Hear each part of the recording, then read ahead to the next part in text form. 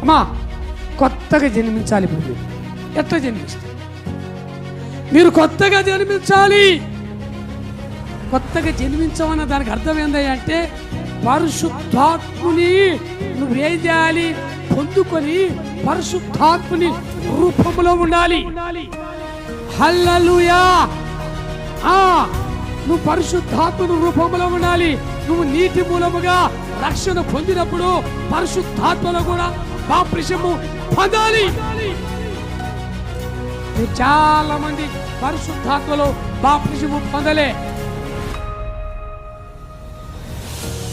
తన యొక్కయు కుమారుని యొక్కయు పరిశుద్ధాత్మ నామములో మీరు బాప్తిసము తీసుకున్న వాళ్ళైతే, నీటి మూలముగా రక్షించబడిన వారైతే, నీటి మూలం ద్వారా పరిశుద్ధాత్మలో నువ్వు బాప్తిసము పొందాలి.